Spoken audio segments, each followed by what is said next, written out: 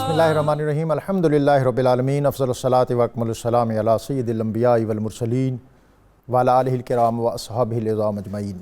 لفظ نور اور حرف حرف روشنی سے آراستہ نور قرآن کے ساتھ طاہر بخاری آپ سے مخاطب ہے۔ ناظرین، حکیم لقمان حکمت و دانش کے باب میں ایک بہت نامور اور معتبر شخصیت ہے تاریخ انسانیت کے اندر، اور ان کے حوالے سے بہت سے لوگوں نے تو یہ کہا ہے کہ وہ نبی تھے یا نہیں اس پر بھی ہم بات کریں گے، لیکن وہ علم و حکمت اور معرفت کے اللہ تعالیٰ نے ان کے لیے جو در واقعی ہے وہ انسانی تاریخ میں بہت کم لوگوں کو یہ عطا ہوئے۔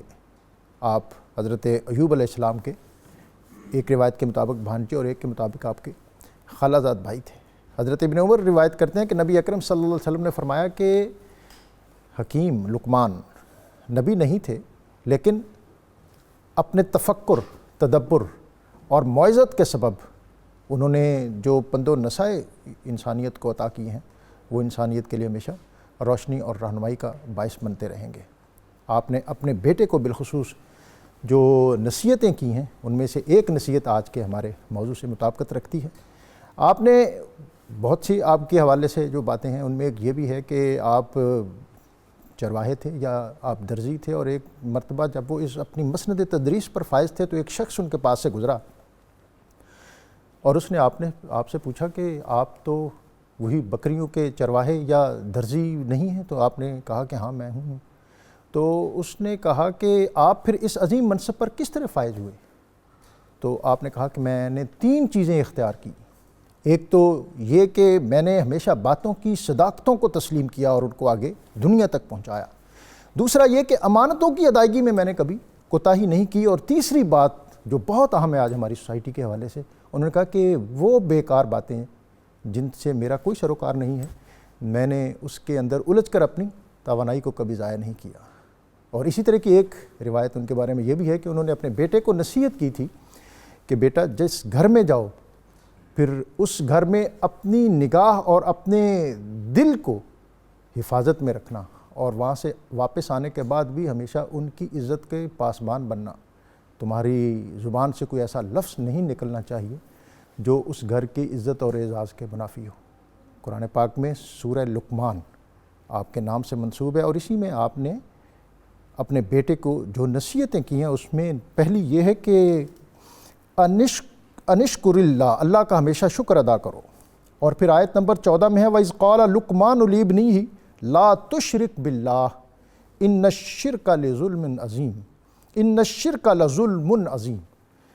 اور پھر آگے انہوں نے کہا وَوَصَّيْنَا الْإِنسَانَ بِوَالِدَيْهِ، یعنی اللہ تعالیٰ کی وحدانیت اور شرک سے اجتناب کے فوراً بعد انہوں نے جو نصیحت کی اپنے بیٹے کو وہ یہ کہ ہم نے تاکیدی حکم دیا انسان کو کہ وہ اپنے والدین کے ساتھ حسن سلوک کرے۔ شکم میں اٹھائے رکھا اس کی ماں نے اپنی کمزوری کے باوجود، اس کا دودھ چھوٹنے میں 2 سال لگے۔ انشکر لی ولوالدیک، ہم نے حکم دیا ہے کہ شکر ادا کرو میرا اور اپنے ماں باپ کا۔ آج کا ہمارا موضوع والدہ بطور خاص ماں کے حقوق۔ ماں کا رشتہ انسانی رشتوں میں بہت نازک، حساس، محبت آمیز اور انسان کی طبیعت میں گداز پیدا کر دیتا ہے۔ اقبال وطن سے دور تھے، باہر تھے، ان کی والدہ امام بی بی جو بہت متقی اور پرہیزگار خاتون تھیں، ان کا وصال ہو گیا تو اقبال بہت روئے، اور پھر انہوں نے ایک طویل نظم تقریباً 90 اشعار پر مشتمل کہی، اور اس میں انہوں نے کہا کہ کس کو اب ہوگا وطن میں آہ میرا انتظار، کون میرا ختنہ آنے سے رہے گا بے قرار، خاک مرکز پر تیری لے کر یہ فریاد آؤں گا، اب دعائے نیم شب میں کس کو میں یاد آؤں گا، تربیت سے تیری میں انجم کا ہم قسمت ہوا، گھر میرے اجداد کا سرمایہ عزت ہوا، عمر بھر تیری محبت میری خدمت گر رہی، میں تیری خدمت کے جب قابل ہوا تو چل بسی، آسماں تیری لحد پہ شبنم افشانی کرے، سبزہ نو رستہ اس گھر کی نگہبانی کرے۔ عرب کے اندر رواج تھا کہ وہاں ماہ و سال کا تعین کسی بڑے واقعے سے کیا جاتا تھا۔ عام الفیل جو ابرا کے حملے کے حوالے سے جانا جاتا تھا، اور اس میں جو بہت سے دیگر تفصیلات ہیں، اس میں ایک تفصیل یہ بھی ہے کہ جب ابرا اور حضرت عبد المطلب ان کی ملاقات ہوئی اور اس معاملے پر گفتگو کے بعد حضرت عبد المطلب جب واپس تشریف لائے تو انہوں نے وہ کائنات کی عظیم تر فضیلتوں کی حامل ماں سیدہ آمنہ سلام اللہ علیہا، ان کو اپنے پہلو میں یا خود ان کے پہلو میں بیٹھے اور پھر ان کے ہاتھ فضاؤں میں بلند کیے اور اپنے بھی، اور حفیظ جلندری نے کہا کہ دعا مانگی جناب آمنہ کو پاس بٹھلا کر کہ اے کعبے کے مالک نصرت غیبی مہیا کر، وہ عالی شان بچہ جو ابھی ہے بطن مادر میں، سنا یہ ہے کہ اس کا نور چمکے گا تیرے گھر میں۔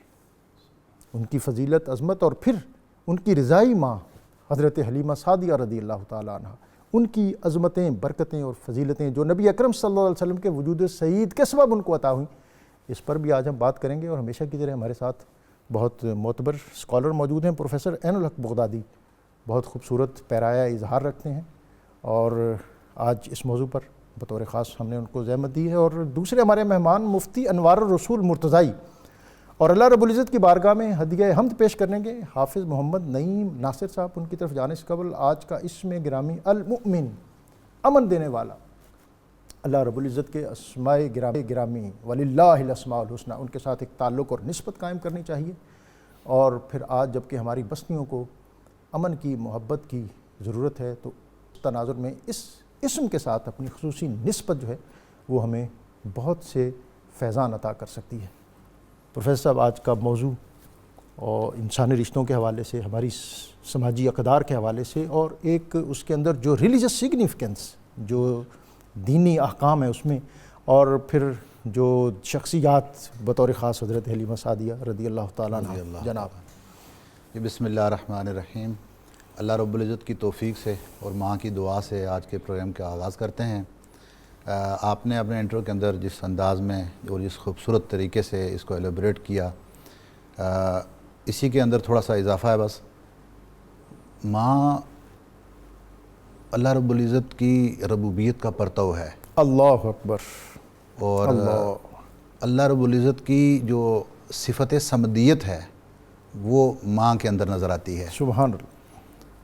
ماں دعاؤں کا پیکر ہے، اور ماں کے جو جذبات ہیں اللہ رب العزت نے اسی لیے جو انٹرو کے اندر آپ نے آیت کریمہ دی کہ اللہ رب العزت نے اپنی عبادت اور شرک نہ کرنے کا ہدایت فرمانے کے بعد وَوَصَّيْنَا الْإِنسَانَ بِوَالِدَيْهِ حَمَلَتْهُ أُمُّهُ وَهْنًا عَلَى وَهْنٍ، کہ اللہ رب العزت فرماتے ہیں کہ میں وصیت کرتا ہوں کہ وہ والدین کے ساتھ نیک سلوک کریں، اور وہ ماں کہ جس نے اس کو اپنے بطن کے اندر اٹھائے رکھا کمزوری کے باوجود۔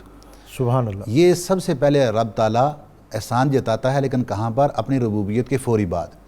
دوسری آیت کریمہ کے اندر بھی رب العزت فرماتے ہیں قَضَىٰ رَبُّكَ أَلَّا تَعْبُدُوا إِلَّا إِيَّاهُ، کہ اللہ رب العزت نے یہ فیصلہ فرما دیا ہے کہ تم نے اس کے سوائے کسی اور کی عبادت نہیں کرنی، وَبِالْوَالِدَيْنِ إِحْسَانًا، اور اپنے والدین کے ساتھ احسان کرنا ہے۔ جو میں نے بات کی تھی ابتدا میں کہ صفت ربوبیت، اب رب کا مطلب ہوتا ہے گریجولی پروان چڑھانا، کائنات کو جس نے شروع سے لے کر آخر تک آہستہ آہستہ پروان چڑھایا، رب پالنے والا۔ سبحان اللہ۔ تو ماں پالنے والی ہے، وہ بچہ رب جو خالق حقیقی ہے، جو اس کائنات کا، جو انسان کا خالق حقیقی ہے، تو ماں باپ وہ تخلیق مجازی ان کے پاس آ جاتی ہے، وہ بھی ایک تخلیق ہے انسان کی جو مرحلہ ماں کے پیٹ سے ہو کر گزرتا ہے۔ سبحان اللہ۔ تو اس وجہ سے پھر اس کے بعد جب اس کی پیدائش بھی ہوتی ہے تو ماں اس بچے کو گریجولی پروان چڑھاتی ہے، اس کی نگہداشت کرتی ہے، تو یہ صفت ربوبیت ہو گئی۔ اب رب ہونے کے ناطے اللہ رب العزت نے اپنے لیے بندے کی عبادت کو خاص کر دیا اور فرما دیا کہ اب عبادت رب کے علاوہ کسی اور کے لیے جائز نہیں ہے۔ اب عبادت کی تعریف کیا کی جاتی ہے؟ عبادت کی آخری ایک تعریف ہوتی ہے کہ غایت التذلل، کہ جہاں پر عجز و انکساری کی انتہا ہو جائے، یہ عبادت ہے۔ سبحان اللہ۔ آپ نے گویا کہ رب کی عبادت کا حق ادا کر دیا۔ تو اب جب ماں کی باری آتی ہے، جہاں بار بار رب ماں اور باپ کا ذکر اپنے بعد کرتا ہے، تو وہاں پر فرماتا ہے کہ وَاخْفِضْ لَهُمَا جَنَاحَ الذُّلِّ، اللہ کہ عجز و انکساری کے بازو پھیلا دو ان کے لیے، کہ جو عجز و انکساری عبادت میں آپ اللہ رب العزت کے لیے کرتے ہو، بس ماں باپ کے لیے وہ عبادت کا معنی نہیں ہونا چاہیے، اس کے علاوہ جتنی عاجزی آپ کر سکتے ہیں وہ آپ کی ماں اور آپ کے باپ اس کے حقدار ہیں، تو آپ ان کے لیے کریں۔ اس لیے حضور نبی اکرم صلی اللہ علیہ وآلہ وسلم سے جب کوئی شخص پوچھنے کے لیے آیا کہ کائنات میں میری توجہ کا سب سے زیادہ حقدار کون ہے، اللہ اکبر، فرمایا کہ تمہاری ماں۔ سبحان اللہ۔ پھر پوچھا تو فرمایا تمہاری ماں۔ تیسری بار بھی فرمایا کہ وہ تمہاری ماں حقدار ہے، اور آخری بار ماں کے ساتھ باپ کو بھی شامل کیا۔ گویا کہ ہم جتنا بھی کائنات میں کوشش کریں وہ حق ادا کرنے کی، جس طرح ہم رب کی ربوبیت کا اور اس کے خالق ہونے کا اور اس کی عبادت کا حق ادا نہیں کر سکتے، ایسے ہی وہ تخلیق مجازی کے اعتبار سے ہم اپنی ماں کے حقوق کا بھی کسی صورت میں بھی وہ حق ادا نہیں کر سکتے۔ ایک شخص جب حضور نبی اکرم صلی اللہ علیہ وسلم کی مجلس میں آتا ہے اور آ کر وہ یہ احساس جتانے کی کوشش کرتا ہے کہ میں نے شاید ماں کا حق ادا کر دیا ہو، بہت دور کا سفر کرتا ہے، پیدل سفر ہے، ماں کو اپنے کندھوں پہ اٹھا کے لاتا ہے، اور آ کر وہ کہتا ہے کہ یا رسول اللہ، میں اپنی ماں کو کندھوں پہ اٹھا کے بڑا دور کا سفر کیا ہوں، بڑی صعوبتیں برداشت کی ہیں اور اس کو حج کروایا ہے، کیا میں نے ماں کا حق ادا کر دیا؟ تو آپ علیہ الصلوۃ والسلام نے فرمایا کہ تو ایک رات کا وہ حق ادا نہیں کر سکتے کہ جو صرف اس نے اس گیلے بستر سے تجھے اٹھا لیا اور خشک بستر پر تجھے چھوڑا اور گیلے بستر پر خود سو گئیں، اس ایک لمحے کا بھی آپ حق ادا نہیں کر سکتے۔ جناب مفتی صاحب۔ الحمدللہ رب العالمین والصلاة والسلام علی سید الانبیاء والمرسلین۔ میں پروفیسر صاحب کی بات کو تھوڑا سا آگے بڑھاتا ہوں کہ لفظ رب پہ بات کر رہے تھے، تو یہ لفظ رب باقاعدہ ماں باپ کے لیے قرآن حکیم میں وارد بھی ہوا ہے۔ وَقُلْ رَبِّ ارْحَمْهُمَا كَمَا رَبَّيَانِي صَغِيرًا، یعنی تربیت کے معنی میں ہے، تو والدین کے لیے باقاعدہ یہ رب کا لفظ استعمال بھی ہوا ہے۔ باقی والدین کے جتنے حقوق ہیں، شاید ہی رشتوں میں کسی رشتے کو اتنا تقدس حاصل ہو اور اتنے حقوق کسی کے لیے قرآن و حدیث میں وارد ہوئے ہوں۔ ترمذی شریف کی حدیث جس کا پروفیسر صاحب بھی حوالہ دے رہے تھے، یہ حضرت بہز بن حکیم رضی اللہ تعالی عنہ سے یہ حدیث مروی ہے۔ فرماتے ہیں کہ میں نے آقا علیہ الصلوۃ والسلام کی بارگاہ میں عرض کیا، یا رسول اللہ من ابرو، میرے حسن سلوک کا سب سے زیادہ کون حقدار ہے؟ تو قالا امہ کا، قلت ثم من، قال امہ کا، قلت ثم من، قال امہ کا، قلت ثم من، قال امہ کا، قلت ثم من، قال ابا کا، ثم الاقرب فالاقرب، کہ میں نے عرض کیا یا رسول اللہ میرے حسن سلوک کا سب سے زیادہ حقدار کون ہے؟ فرمایا تیری ماں۔ میں نے پھر عرض کیا، پھر فرمایا تیری ماں۔ پھر میں نے عرض کیا ثم من، فرمایا تیری ماں۔ چوتھی بار بھی فرمایا تیری ماں، اور پانچویں مرتبہ فرمایا ابا کا، تیرا والد، ثم الاقرب فالاقرب، پھر تیرے قریبی رشتہ دار، پھر اس سے جو ملتے ہوئے ہیں، پھر اس سے ملتے ہوئے ہیں۔ تو حق خدمت کے لحاظ سے والدہ جو ہے اس کو والد پر افضلیت حاصل ہے، کیونکہ والد مرد ہونے کے اعتبار سے اقویٰ ہوتا ہے اور جو اسباب ہوتے ہیں مال کے، کاروبار کے، اس کے ہاتھ میں ہوتے ہیں، جبکہ والدہ جو ہے یہ ضعیف صنف سے ہے۔ تو اس لیے فرمایا کہ تیری ماں، تیری ماں، تیری ماں، تیری ماں زیادہ حقدار ہے۔ لیکن اس کا مطلب ڈاکٹر صاحب یہ بھی نہیں ہے کہ ہماری محفل میں جہاں ذکر ہوتا ہے تو ماں کی شان بیان کی جاتی ہے، اور والد کی شان تو کسی ہمارے ثنا خان کو شاید یاد ہی نہیں ہے، اور اگر فرمائش بھی کی جائے تو بس ایک آدھ شعر حضرت محمد بخش رحمۃ اللہ علیہ کا یاد ہے کہ باپ سراندہ تاج محمد ماما باپ ٹھنڈی کا سراندہ چھاواں۔ تاج محمد ماما ٹھنڈی کا چھاواں، اس کے علاوہ کوئی اور شعر یاد نہیں ہے۔ حالانکہ والد جو ہے اس کو جنت کا مرکزی دروازہ کہا گیا ہے۔ جنت کا مرکزی دروازہ کہا گیا ہے، اور ویسے والد کو والدہ پر فضیلت حاصل ہے، جیسے کہ قرآن حکیم میں الرجال قوامون علی النساء وللرجال علیہن درجہ، کہ مردوں کو ایک گناہ اللہ تعالیٰ نے فضیلت عطا فرمائی ہے۔ تو والد کی بھی بہت شان ہے، اور ہماری محافل میں اس کا بھی باقاعدہ اس کا اظہار بھی ہونا چاہیے، اور ہمارے ہاں اس دفعہ یہ جو نور قرآن ہے اس میں ایک تسلسل کے ساتھ یہ سارے حقوق جو ہیں، سب سے پہلے اللہ تعالیٰ کا حق بندے پہ کیا ہے، نبی اکرم صلی اللہ علیہ وسلم کے حق ان کی امت پر کیا ہیں، اہل بیت اطہار کے حق کیا ہیں، صحابہ اکرام رضوانُ علیہم اجمعین کے حق کیا ہیں، اولیاء اور صلحاء کے کیا ہیں، اور پھر اسی طرح فیملی کے جو تعلق ریلیشن ہے، بہن کا حق کیا ہے، بھائی کا کیا ہے، والد کا کیا ہے، اور آج ہم والدہ، یعنی سوسائٹی کے جتنے کمپوننٹ ہیں وہ سماجی طور پر ہوں، دینی طور پر ہوں. اس دفعہ بہت تفصیل کے ساتھ ہم نے ان نشستوں میں اس کا جائزہ لیا. پروفیسر صاحب، نبی اکرم رسول محتشم صلی اللہ علیہ وسلم آپ کی دنیا میں ولادت باسعادت، اور پھر اس موقع پر ایک تو آپ کی حقیقی والدہ ہیں حضرت آمنہ سلام اللہ علیہ، ایک ان کا جو وارفتگی ہے وہ بڑی نیچرل ہے، آپ کے دادا جو ہیں ان کا تعلق بہت فطری ہے، اور یہاں پر ایک تیسرا تعلق جو ڈیولپ ہوا ہے وہ حضرت حلیمہ سعدیہ کا. تو ماں کے حقوق، اور اس کے ساتھ میں چاہوں گا کہ یہ سارا جو کمبینیشن، کیونکہ ہمیں جو بھی رہنمائی روشنی ملتی ہے وہ اسوہ رسول صلی اللہ علیہ وسلم اسی سے ملتی ہے. بے شک بے شک. آپ علیہ الصلوۃ والسلام کی حقیقی ماں کے ساتھ ساتھ رضائی مائیں، ان میں جو بدرجہ اولیٰ اور سب سے پہلا نام جن کا آتا ہے سیدہ حلیمہ سعدیہ رضی اللہ تعالیٰ عنہ. ڈاکٹر صاحب کہ یہ بڑا ایک حسین اتفاق ہے کہ اللہ رب العزت نے حضور نبی اکرم صلی اللہ علیہ وآلہ وسلم کی پرورش کے لیے یہ انتخاب فرمایا کہ قبیلہ بنو سعد سے آپ تعلق رکھتی تھیں، اور آپ کے جو شوہر تھے ان کا نام تھا ابو زؤیب. تو ایک بار ابو زؤیب ان کی کنیت تھی، کنیت تھی جی، اور عبدالعزیٰ ان کا نام تھا. تو ایک بار حضرت ابوبکر صدیق رضی اللہ تعالیٰ عنہ نے، یہ میں بتا رہا ہوں کہ حضور نبی اکرم صلی اللہ علیہ وسلم کس طرح اپنے اس نسب کے اوپر فخر فرمایا کرتے تھے، سبحان اللہ، اس تعلق کے اوپر. تو جب حضرت ابوبکر صدیق رضی اللہ عنہ نے پوچھا کہ میں نے آپ کو تو عرب میں سب سے فصیح دیکھا ہے، واہ تو اس کی وجہ کیا ہو سکتی ہے؟ تو آپ علیہ الصلوۃ والسلام نے فرمایا کہ وما یمنعنی، کہ کیا چیز مجھے منع کرے گی، وانا من القریش، واہ، کہ میں جب قریش میں سے ہوں. جس طرح وہ دوسری ایک روایت میں بھی آتا ہے نا کہ والقریش انا افصح العرب وانا من القریش، تو فرمایا کہ میں تو قریش سے ہوں، تو مجھے کیا چیز منع کرے گی میں فصیح العرب نہ ہوں. اور دوسرا پھر فرمایا وارضعت فی بنی سعد، سبحان اللہ، کہ میں نے بنو سعد قبیلہ کے اندر میری رضاعت ہوئی ہے. سبحان تو اللہ. یہ دو وجوہات آپ نے بیان فرمائیں اپنی فصاحت کے حوالے سے.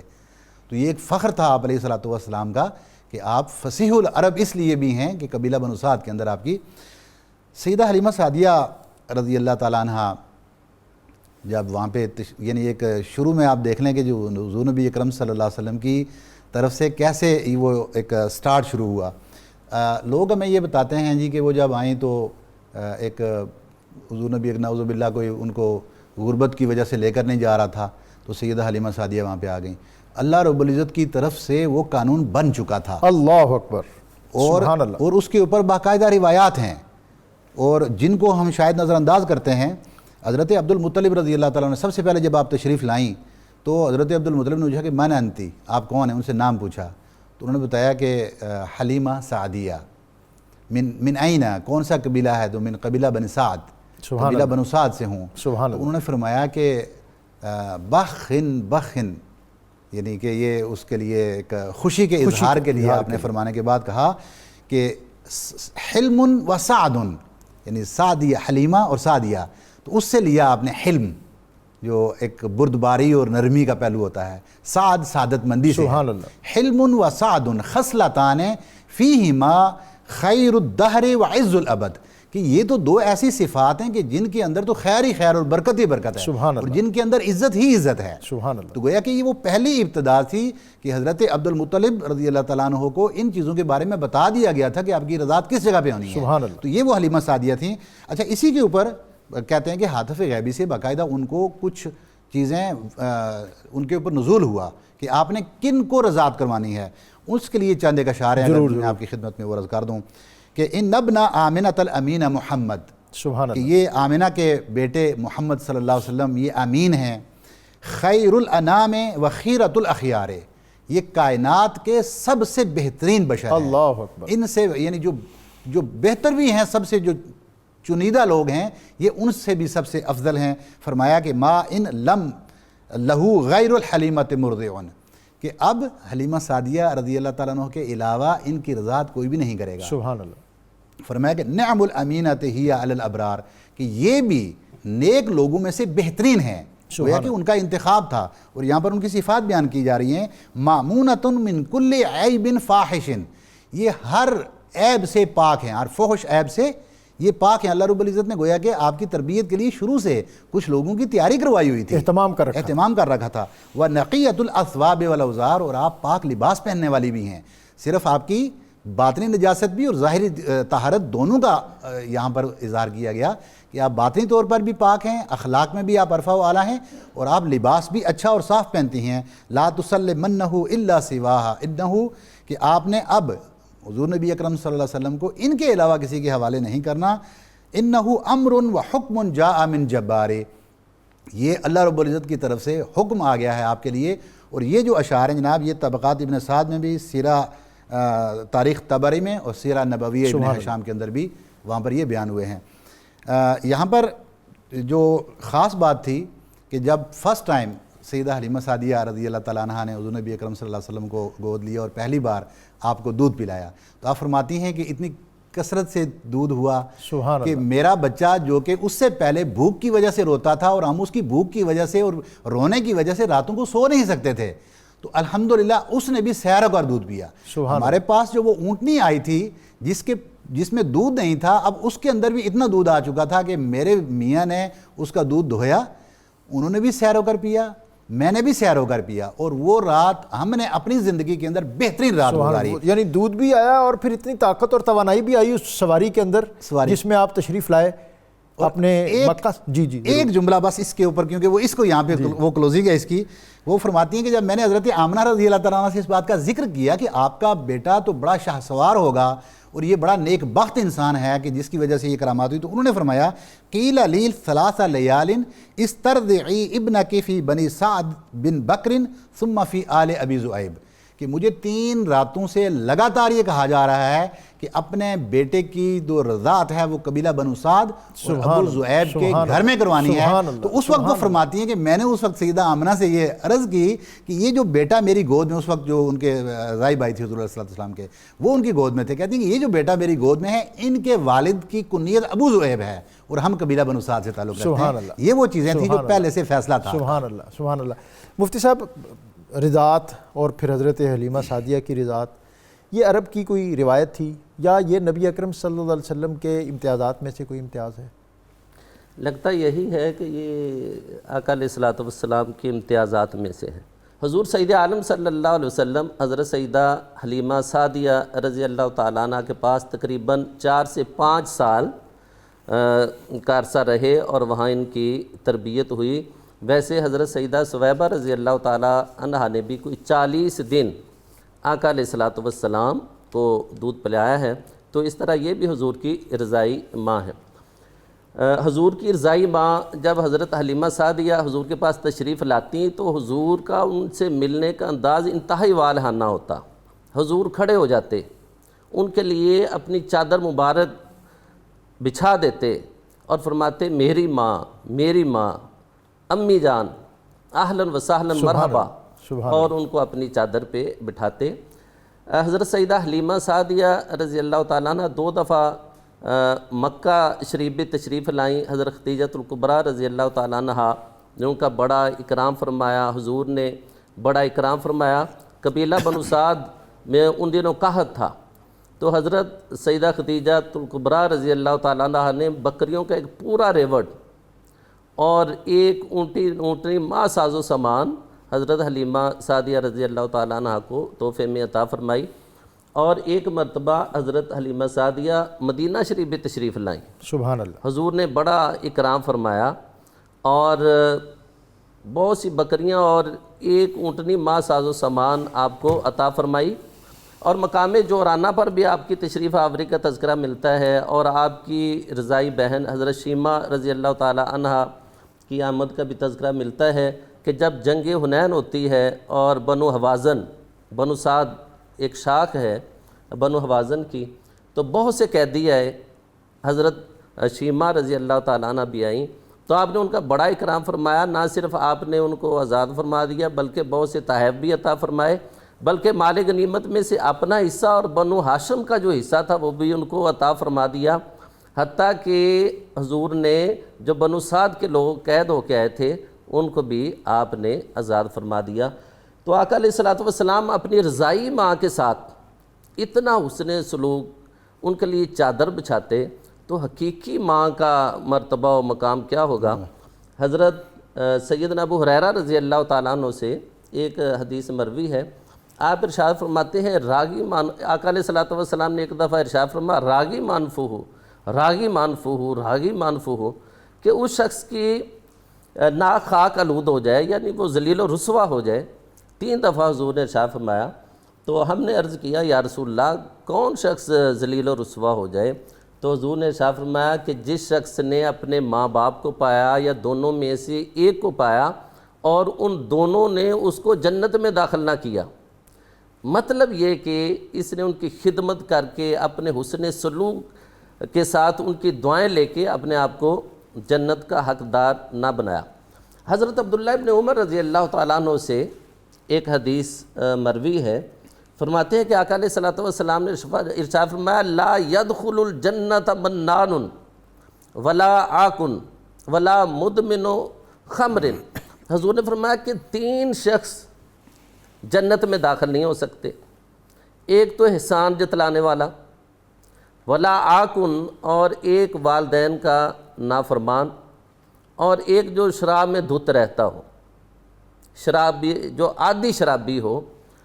تو جو منان ہے، جو احسان جتلانے والا ہے، ایک تو عام شخص کے ساتھ، عام لوگوں کے ساتھ احسان جتلانا، اور ایک وہ بد نصیب ہے جو والدین کے ساتھ نیکی کرے، ان کی ضرورت کو پورا کرے اور سمجھے کہ میں نے شاید ان کی خدمت کا حق ادا کر دیا ہے، اور بات بات پہ والدین پہ احسان جتلائے۔ اور ولا عاقن والدین کا نافرمان، آق اس میں فاعل کا یہ معنی دیتا ہے کہ والدین کا نافرمان جنت میں نہیں جائے گا۔ ایک اور بھی ہمارے ہاں یہاں اصطلاح ہے آق کرنے کی، کہ بعض والدین کہتے ہیں کہ یہ بیٹا ہمارا نافرمان ہے، ہم نے اپنے اس بیٹے کو آق کر دیا ہے۔ میں مفتی صاحب آپ سے نا اس پہ پوری بات کروں گا، کیونکہ یہ بہت اہم بات ہے۔ ہم فضائل پہ بہت زیادہ بات کرتے ہیں، اور ظاہر ہے ہم نے جو ایک بڑی بھرپور آپ گفتگو کر چکے ہیں، اور اب اس کا دوسرا حصہ وہ ہے کہ جب لوگ اعراض کرتے ہیں ان احکام سے تو پھر ان کے لیے وعید کیا ہے۔ میں اس پر بھی رہنمائی لوں گا، اس لیے کہ آج ہمارے سماج اور معاشرے کو ان چیزوں کی بہت زیادہ ضرورت ہے۔ یہاں ہمارے ساتھ کالر ہیں۔ السلام علیکم۔ وعلیکم السلام جی ڈاکٹر محمد حسین صاحب خوش آمدید۔ جی میں تلگنگ سے بات کر رہا ہوں۔ جی آپ کو خوش آمدید، اور آپ کی تمام ٹیم کو میری طرف سے مبارکباد ہو۔ آپ کو بھی خوش آمدید، آپ مہربانی۔ انجام دے رہے ہیں، میں تقریباً 4 سال سے یہ پروگرام دیکھ رہا ہوں صبح دور کا۔ شکریہ جناب۔ تو میرا 2 سوال ہیں جناب تو یہ ہے کہ جناب حلیمہ سعدیہ کا مکہ مکرمہ سے کتنے فاصلے پر گھر تھا؟ حضرت حلیمہ سعدیہ کا مکہ مکرمہ سے کتنے فاصلے پر گھر تھا؟ ٹھیک ہے جی۔ اور دوسرا میں نے لائبریری بنائی ہوئی ہے جس میں ساری کتابیں موجود ہیں، جی صرف مجھے ائمہ اہل بیت کی سیرت کی کتابوں کو لسٹ اگر دے دیں یا بھیج دیں یا کوئی لکھ دیں اس کے ساتھ۔ ائمہ اہل بیت پر اشعار کی کتاب کہہ رہے ہیں؟ اشعار پر نہیں، ان کے اہل بیت کی جو سیرت کی کتابیں، ان کی سیرت، ائمہ اہل بیت پر کوئی سیرت کی کتاب۔ آج یہ آپ کا سوال بڑا موضوع ہے، اس لیے کہ ہمارے ساتھ جو پروفیسر عین الحق بغدادی صاحب موجود ہیں، یہ ان کا تو اڑنا بچھونا یہ کتابیں ہیں، اور ریسرچ کے آدمی ہیں، تحقیق پر اور کتابوں پر بڑی ان کی نظر ہے، ان سے یہ بھی ہم رہنمائی لیں گے۔ ایک اور کالر ہمارے ساتھ ہیں۔ السلام علیکم۔ وعلیکم السلام ورحمۃ اللہ۔ جی محمد رفیق صاحب مسقط سے آپ کو خوش آمدید۔ جی ویلکم، بہت شکریہ سر۔ جناب سب کو میری طرف سے سلام عقیدت۔ جناب وعلیکم السلام۔ موضوع کے حوالے سے صرف اتنی بات، کیونکہ میں ان پڑھ جاہل آدمی ہوں، زیادہ تو نہیں کر سکتا، کہ تمام ماؤں کو سلام، دنیا کی تمام ماؤں کو دنیا سلام۔ کی تمام ماؤں کو سلام، بلا شبہ جی، ہمارا بھی سلام۔ جی ضرور۔ جی سوال میرا ایک سوال ہے جی زکوٰۃ سے متعلق۔ جناب۔ پہلی بات تو یہ کہ آج کل نصاب کس حساب سے لے، کیونکہ چاندی اور سونے کا جو نصاب ہم نے پڑھ کے رکھا ہے جی اس میں ابھی بہت فرق ہے۔ ٹھیک ہے جی۔ پہلے جب یہ کبھی بنا ہوگا تب ہو سکتا ہے وہ برابر ہو 7.5 اور 52 تولے، جی جی اب تو بہت فرق ہے۔ تو اب کے حساب سے، اس زمانے کے حساب سے نصاب کیا ہے؟ اور دوسری بات، میرے پاس پراپرٹی ہے، صرف 2 پلاٹ گھر بنانے کے لیے میں نے لے کے رکھے ہیں۔ جی کیا ان پہ زکوٰۃ واجب ہے مجھے دینا ہوگی کہ نہیں؟ یہ 2 سوال ہیں میرے یہ بڑے اہم ہیں جی، اور یہ ہمارے ساتھ مفتی صاحب موجود ہیں۔ مفتی صاحب سے ہم زکوٰۃ اور یہ 2 پلاٹ جو ہیں انہوں نے رکھے ہوئے ہیں اپنے گھر بنانے کے لیے، اس پر رہنمائی لیں گے، اور جو ائمہ اہل بیت کے حوالے سے شیر اور حضرت حلیمہ سعدیہ کا گھر اور اس کا محل وقوع، اس پر بھی بات کریں گے۔ اور جو مفتی صاحب نے بات کی اس میں کہ نبی اکرم رسول محتشم صلی اللہ علیہ وسلم یوں لگتا ہے کہ وہ اس خطے کو نوازنے کے لیے، اس قریے کو سرفراز کرنے کے لیے، اس خاندان کو بنی سعد کو عروج اور بلندیاں عطا کرنے کے لیے، شرف عطا کرنے کے لیے وہاں تشریف لے گئے۔ ظاہر ہے وہ نبی اکرم صلی اللہ علیہ وسلم آپ کا اسوہ، اور آپ کو جو احوال اور آپ کی جو تربیت، وہ تو بالکل اسی طرح ہے جس طرح اللہ تعالیٰ نے ان کو جس پیکر میں ڈھالا، اور وہ اس کی ہی عطا کردہ رہنمائی میں انہوں نے زندگی گزاری، اور پھر ہمیں انہوں نے زندگی کے قرینے اور زاویے جو ہیں ان سے آراستہ کیا۔ یہاں وقت ہے ایک بریک کا، بریک سے واپس آئیں گے تو ان سوالوں پہ رہنمائی بھی لیں گے، اور پھر آج کے موضوع کے حوالے سے بھی مزید بات کریں گے۔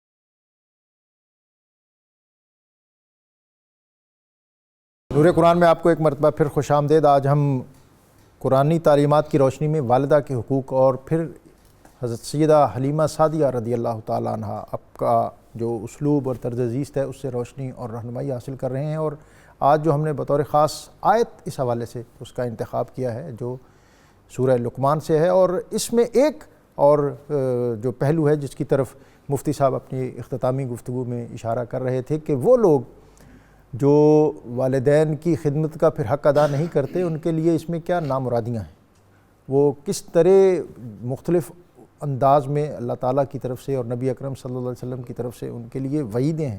اور اس کا ایک پہلو اور بھی ہے، وہ یہ ہے کہ بعض اوقات والدین کی طرف سے بھی ایسے حکم یا ایسا ان کا طرز عمل ہوتا ہے جس پر معصیت کا اطلاق ہوتا ہے، کہ ان کا گناہ جو ہے وہ کرنے کا جو اس میں شائبہ ہوتا ہے۔ اور ان آیات کے جو نزول ہے اور اس کا جو پس منظر ہے اس میں ایک یہ بھی ہے کہ حضرت سعد بن ابی وقاص کہتے ہیں کہ اس آیت کا ایک حصہ ایسا ہے کہ جس میں ان کے حوالے سے جو جب انہوں نے اسلام قبول کر لیا اور پھر اپنی والدہ کی وہ بہت خدمت کرتے تھے، اور والدہ ان کی وہ بھی ان سے بہت محبت کرتی تھی، لیکن ان کی والدہ کو حضرت سعد بن ابی وقاص جو ہیں ان کا اسلام قبول کرنا پسند نہیں تھا، اور انہوں نے بھوک ہڑتال کر دی۔ انہوں نے کہا کہ سعد میں اس وقت تک اب کھانا ہی نہیں کھاؤں گی یہاں تک کہ میری جان چلی جائے۔ اور پھر انہوں نے اس سے بھی بڑھ کر بات یہ کی کہ سعد تیرے اس عمل کی وجہ سے جب میں بھوکی مر جاؤں گی تو دنیا تجھ پر کیا کہے گی، اور کیا تو دنیا میں کس طرح منہ دکھائے گا، اور تیرے لیے اس دنیا میں چلنا پھرنا مشکل ہو جائے گا، اور تیرے لیے یہ بہت عار کا معاملہ ہوگا، بہت شرم کا معاملہ ہوگا۔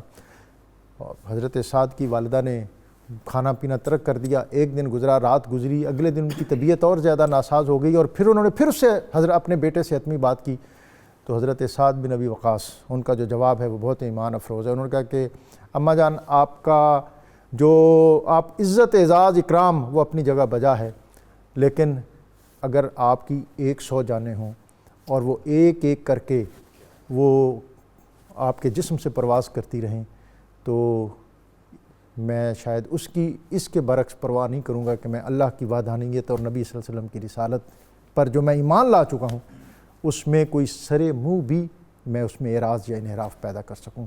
یہ تیقن اور یہ ایمان کے جس انداز میں انہوں نے اللہ تعالیٰ کے ساتھ اور نبی اکرم صلی اللہ علیہ وسلم کے ساتھ اپنی وابستگی کو مضبوط اور مستحکم کیا کہ یہ شہادت گاہ الفت میں قدم رکھنا ہے، لوگ آسان سمجھتے ہیں مسلمان ہونا کہ کس مراحل سے گزرے یہ صحابہ اکرام اور اہل بیت اطہار۔ اور ناظرین، بالآخر حضرت سعد بن ابی وقاص کی جو استقامت تھی وہ رنگ لائی، اور ان کی والدہ جو ہیں انہوں نے بھی کلمہ پڑھا اور نبی اکرم صلی اللہ علیہ وسلم کی غلامی میں داخل ہو گئیں، شامل ہو گئیں۔ اس پر بھی ہم بات کریں گے کہ والدین کی طرف سے بعض اوقات حکم اس نوعیت کا آ جاتا ہے جس سے گھر توڑ پھوڑ کا شکار ہو جاتا ہے۔ ایسی صورت میں ہمیں کیا کرنا چاہیے؟ والدین جو ہیں ان کے اپنی بیٹیوں کے لیے، بالخصوص والدہ اپنی بیٹی کے لیے اور معیار رکھتی ہے، آنے والی کسی کی بیٹی کے لیے اس کا معیار اور ہوتا ہے۔ آج کے سوال بھی ہیں جناب، اور پھر ہمارا جو موضوع ہے وہ بھی جناب۔ ڈاکٹر صاحب بڑا ضروری یہ امر ہے کہ ہم کائنات میں بہت سارے ایشوز ایسے ہوتے ہیں کہ جو اللہ رب العزت نے جس طرح سے چیزوں کو رکھا ہوا ہے، جب اس طرح سے ہم ان کو نہیں لیتے تو ہماری زندگی تزلزل کا شکار ہو جاتی ہے، متزلزل ہو جاتی ہے، اور پھر اس میں وہ ترقی اور وہ پروان نہیں اس انداز میں چڑھتی جو اس کا حق ہے۔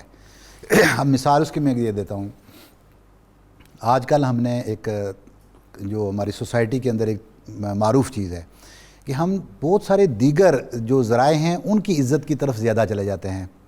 ہم مطلب کوئی پیر فقیر پکڑ لیں گے اور ان کے پیچھے بہت زیادہ چلیں گے، اور ماں باپ جو گھر میں ہوں گے اور جن کو کثرت سے ہماری توجہ کی ضرورت ہے ہم ان کی توجہ نہیں دے پائیں گے، ان کو نظر انداز کر دیں گے۔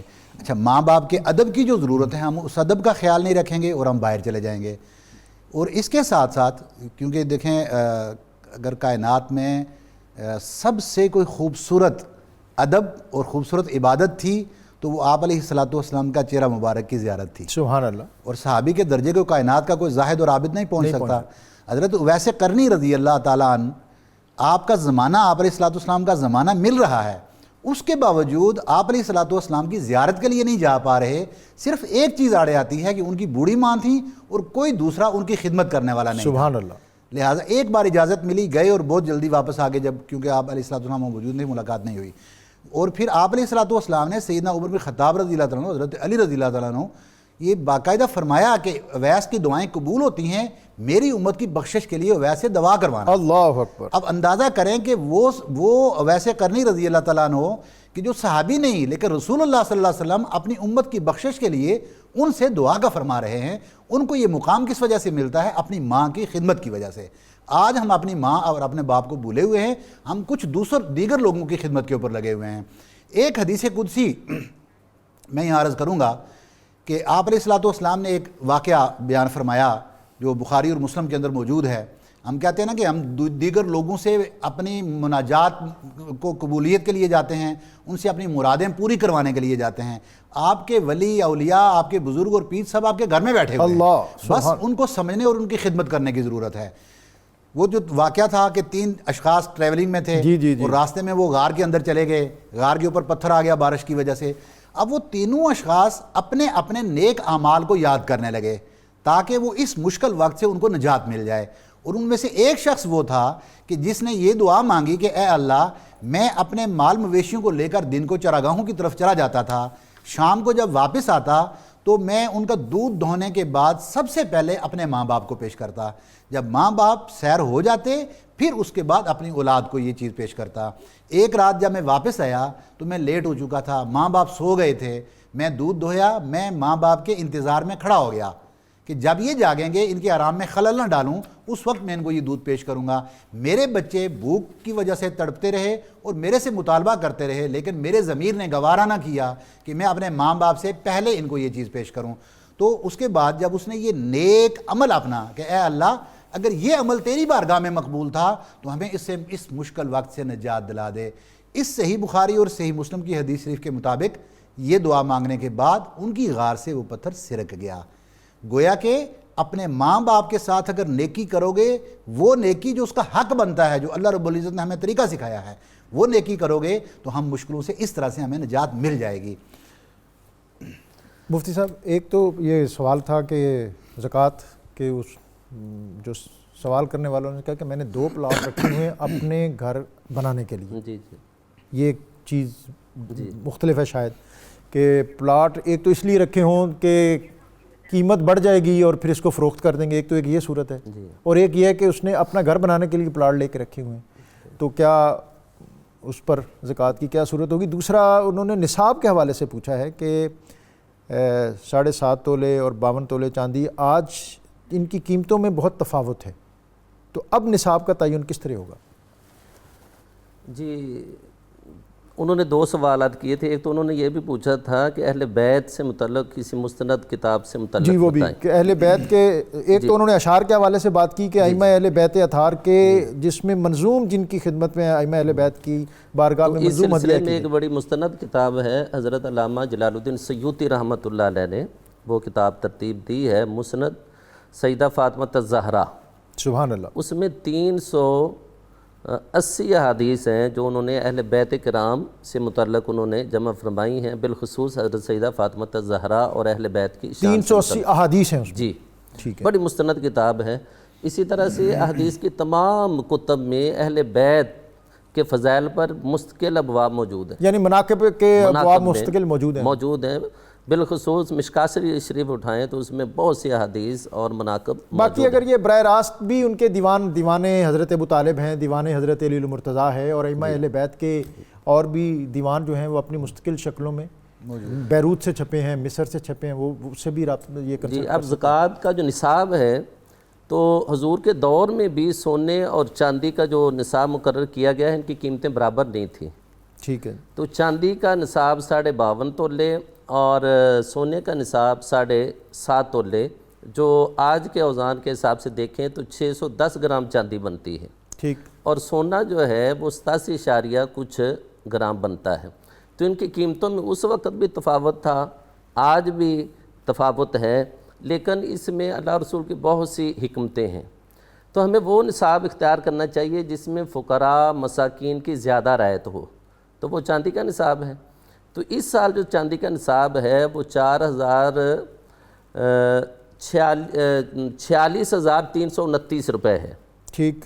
جی آج کے حساب سے. صحیح ہے. تو یہ 52.5 تولے چاندی کی یہ قیمت ہے, اور اگر 87.5 کچھ گرام سونے کے نصاب کا تو وہ تو لاکھوں میں بنتا ہے. لاکھوں میں بنتا ہے. جی انہوں نے نہیں, اس میں آپ کی رہنمائی کیا ہے, گائیڈنس کیا ہے؟ ہاں تو چاندی کا نصاب اختیار کرنا چاہیے, چاندی کا نصاب اختیار جس میں غرباء مساکین کا زیادہ فائدہ ہے. زیادہ فائدہ ہو. جی تو وہ اختیار کرنا چاہیے. اسی طرح میں یہ بھی پوچھ لوں کہ یہ جو صدقہ فطر ہے اس میں ہم بالعموم جنس یا گندم وغیرہ پہ چلے جاتے ہیں, اس سے اوپر کھجور بھی ہے اور اس سے اوپر کشمش بھی ہے, جی تو اس کی طرف بھی جانا چاہیے یا اس میں بھی پھر نیچے ہی رہنا چاہیے؟ یہ تو اپنی حیثیت سے کے مطابق ہونا چاہیے نا. یہ جو گندم کا نصاب ہے یہ تو کم ترین نصاب ہے, کم ترین نصاب. 125 روپے میں تو ایک آدمی کھانا نہیں کھا سکتا اس دور میں. تو بندہ اپنی حیثیت کے مطابق, جیسے قربانی میں تو ہم اپنی حیثیت کے مطابق اچھے سے اچھا جانور لیتے ہیں, کیونکہ اس میں تھوڑی سی نمود بھی ہوتی ہے کہ ایک بیل ہے وہ 4 لاکھ کا لیا ہے. ٹائم ہمارے پاس چونکہ کم ہے, میں اپنے جی ایک جو پلاٹ والا کویسچن تھا وہ بھی ذرا ہم ہے کہ پلاٹ اس نے, اور یہ پنیر والا جو صاحب حیثیت ہیں وہ صدقہ فطر ادا کرنے زیادہ بہتر. زکوٰۃ کس طرح عائد ہوگی؟ پلاٹ لیا ہوا ہے اپنے گھر کی تعمیر کے لیے, جی کیا اس پر زکوٰۃ ہے یا نہیں؟ جی ایسا پلاٹ جو گھر کی تعمیر کے لیے اس پہ زکوٰۃ نہیں ہے. اس پہ زکوٰۃ نہیں ہے. گھر جتنا بھی قیمتی ہے اس پہ زکوٰۃ نہیں ہے. اگر تو پلاٹ کا وہ کاروبار کرتا ہے تو وہ جب قیمت بڑھتی ہے تو بیچتا ہے, تو پھر ہر سال اس پلاٹ کی قیمت کے مطابق زکوٰۃ ہوگی. لیکن اگر رہائش کے لیے ہے یا اس مقصد کے لیے ہے کہ بچے بڑے ہو جائیں گے, مکان بنا لیں گے, یا ایک صورت یہ بھی ہو سکتی ہے کہ جی کل کو بچوں کی شادی ہوگی تو یہ اس کو اس پہ زکوٰۃ نہیں ہوگی. ٹھیک ہے جی اس پہ زکوٰۃ اس پہ بھی زکوٰۃ نہیں ہے. ایک اور ہے کہ اولاد کے رشتے میں ویسے تو کنسنسس ہونا چاہیے, اتفاق رائے ہونا چاہیے, لیکن اگر ترجیح کا تعین کرنا پڑے تو ماں کا زیادہ حق ہے یا باپ کا کہ اس بیٹے کی وہاں شادی ہو, باپ کچھ کہہ رہا اور ماں کچھ کہہ رہی ہو, تو اس میں بھی کوئی ریشو ہے کہ ماں زیادہ حق؟ اس سلسلے میں بیٹی کے معاملے میں, بیٹی یا بیٹا کوئی بھی ہو, بیٹی کے معاملے میں تو ماں کی جو رائے ہے اس کو فوقیت حاصل ہے, اور بیٹے کے مقابلے میں باپ کا استحقاق زیادہ ہے. اور آج کے دور میں نہیں, یہ آپ کی اپنی رائے ہے یا باقاعدہ آپ شرعی مسئلہ بتا رہے ہیں؟ یہ میری اس میں رائے ہے. آپ کی رائے ہے. جی صحیح. میں یہاں پہ یہ بتانا تھوڑا وقت کم ہے کہ ہمارے معاشرے میں ایک شخص کا ماں اور بیوی کے درمیان جو توازن رکھنا ہے یہ بھی ایسے جیسے ایک تلوار کی دھار کے اوپر وہ چلنا ہے. تو بیوی کے حقوق متعین ہیں, یعنی آپ نے تو یہ ناممکن والی بات کر دی ہے, تھوڑا اس کی پوٹنسی کم کر لیں میرا خیال کہ توازن رکھنا چاہیے. اسی طرح والدہ جو ہیں اس کو بھی توازن رکھنا چاہیے بیٹی اور بہو کے درمیان. جی یہ بھی ایک توازن ہونا چاہیے نا جی. اسی طرح جو بیٹا ہے اس کو بھی ان ساری چیزوں میں توازن لیکن ترجیح والدہ کو ہے. وہ حضرت علقمہ والی حدیث کا آخری حصہ جن کی زبان پہ کلمہ جاری نہیں ہو رہا تھا، بالآخر ان کی ماں نے ان کو معافر کیا، ان کی زبان پہ کلمہ جاری ہوا، پھر حضور نے ان کا جنازہ خود پڑھایا، تدفین میں شامل ہوئے. بہت سے صحابہ وہاں موجود تھے، تو حضور نے ان کو مخاطب کیا، یا معاشر المہاجرین یا معاشر الانصار، سب کو. تو حضور نے ارشاد فرمایا من فضل زوجتہ علی امہ فلعنۃ اللہ علیہ، کہ جو شخص اپنی بیوی کو اپنی ماں پر ترجیح دیتا ہے اس پر اللہ کی لعنت ہے. جو شخص اپنی بیوی پر اپنی ماں کو ترجیح دیتا ہے، نہیں اپنی ماں پر جو ماں پر بیوی کو ترجیح ماں دیتا پر ہے بیوی کو ترجیح دیتا ہے، اس پر اللہ کی لعنت ہے، اور اس کا کوئی عمل جو ہے وہ قبول نہیں ہوگا، وہ فرض ہوں، وہ نوافل ہوں، وہ صدقہ خیرات ہو. اچھا اس میں کوئی معصیت والا بھی ہے؟ آپ ایک تو تھوڑی سی کوئی متوازن سی رائے بھی دے دیں تاکہ متوازن سی یہ ہے کہ ایک سمپل سی تعریف ہے ظلم کی، شیء فی غیر محلہ فہو ظلم. سبحان اللہ. رب تعالیٰ نے جس چیز کا جو حق رکھا ہے اس کو وہ حق ادا کر دیں اس کا، اور اس کو اسی جگہ پہ رکھیں جو اللہ رب العزت نے جس کے لیے وہ بنائی ہے. بیوی کے اپنے حقوق ہیں ان کو ادا کریں اور ان کا خیال رکھیں، ماں کے اپنے حقوق ہیں ان کو ادا کریں، ان کا خیال رکھیں، کوئی دوسرے کے حقوق میں مداخلت نہ کرے. جو بھی اپنی حدود کراس کرے گا اس کی سزا ہوگی. ہم سوسائٹی کے اندر دیکھیں قیامت کیسے آئے گی، یہ بھی ہے نا کہ جب سیارے ہر چیز کے کشش ثقل مخصوص جگہ پہ کھڑے ہیں، ایک چیز بیچ میں سے ہلے گی، ہر چیز آپس میں ٹکرا جائے گی، روئی کے گالوں کی طرح بکھر جائے گی. آج ہم نے بھی جب ان اللہ رب العزت کے بتائے ہوئے ان طریقوں کو، ان قوانین کو چھوڑ دیا ہے اور ایک دوسرے کے حقوق کے اندر مداخلت شروع کر دی ہے، تو ہمارا معاشرہ برباد ہونے کی طرف جا رہا ہے. جب اس چیز کو آپ چھوڑ دیں گے تو یہ خوبصورت معاشرہ ہوگا. اور اس میں سر میجر رول بھی ماں کا ہے یقیناً. کیوں کہ ماں پہلی درسگاہ ہے. آپ علیہ السلام نے فرمایا نا کہ بچہ اپنی فطرت پہ پیدا ہوتا ہے، اس کے ماں باپ ہیں جو اس کو یہودی مجوسی یا نصرانی بناتے ہیں.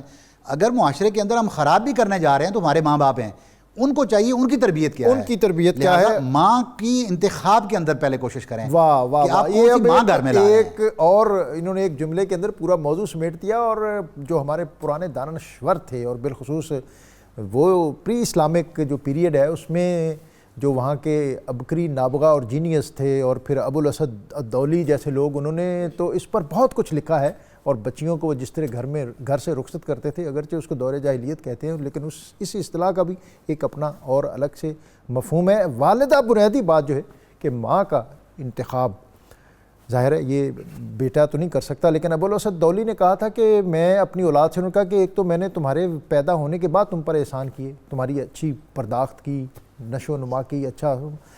ایک میں نے تمہارے پیدا ہونے سے پہلے تم پر احسان کیا. بچوں نے کہا کہ ہمارے پیدا ہونے سے پہلے کیا احسان کیا؟ انہوں نے کہا کہ میں نے تمہارے لیے اچھی ماں کا انتخاب کیا. اور یہ خشت اول ہے ہماری سوسائٹی کے اندر، جو گھر کا اور ہمارا فیملی سسٹم ہے اس میں جو والدہ ہے یہ ایک نیوکلیس ہے، یہ ایک مدار ہے جس پر وہ پورا خاندان اور گھرانہ جو ہے وہ گھومتا ہے. اللہ تعالی ہمیں اپنے والدین کی خدمت کرنے کی توفیق عطا فرمائے، اور پھر جیسا نبی صلی اللہ علیہ وسلم نے فرمایا کہ اس خدمت کے سبب پھر اللہ تعالی ہمارے لیے جنت کی راہیں آسان اور آسودہ کرے. میں اپنے مہمانوں کا شکریہ ادا کرتے ہوئے آج کا وظیفہ کند ذہنی کا سے نجات، وعلمک ما لم تکن تعلم وکان فضل اللہ علیک عظیم. اگر کوئی بچہ کند ذہن ہو اور وہ سورہ نساء کی آیت نمبر 113 کسی کاغذ پر لکھ کر پانی میں اسے بھگوئے اور پھر اس بچے کو پلائیں، انشاءاللہ وہ جلد اس کے ذہنی طور پر وہ بیدار، اور اس کی وہ اللہ تعالیٰ جو اس کے ذہن میں جو خامی ہے اس کو دور کر دے گا، اور وہ زیادہ بہتر انداز میں تدریس اور تعلیم کے مراحل طے کرنے لگا. مہمانوں کے شکریہ کے ساتھ حامد نعیم ناصر جناب.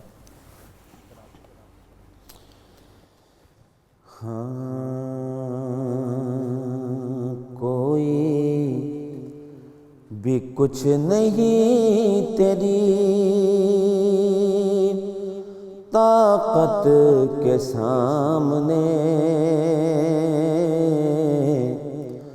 بے بس ہے کل جہاں تیری قدرت کے سامنے.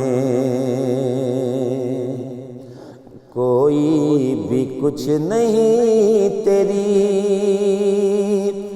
طاقت کے سامنے،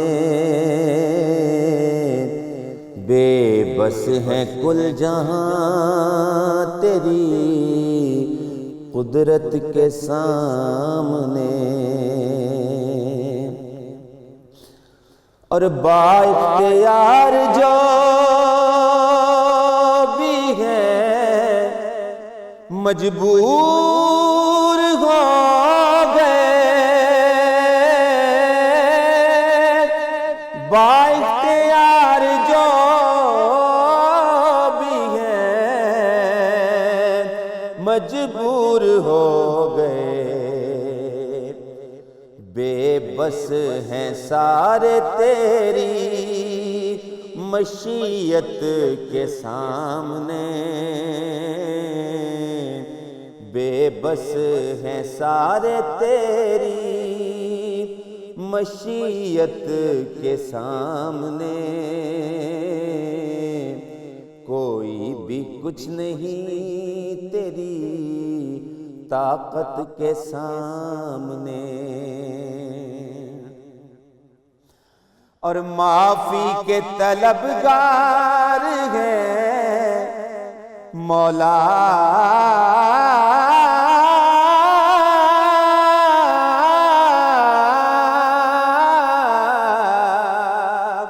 معافی کے طلبگار ہیں مولا، قبول کرے معافی کے طلبگار ہیں مولا، قبول کر، جرموں کا کیا شمار ہے رحمت کے سامنے، جرموں کا کیا شمار ہے رحمت کے سامنے، کوئی بھی کچھ نہیں تیری طاقت کے سامنے، اور صدقے نبی کی آل کے کر دے ہمیں رہا، صدقے نبی کی آل کے کر دے ہمیں رہا، مجرم کھڑے ہیں تیری عدالت کے سامنے، مجرم کھڑے ہیں تیری عدالت کے سامنے،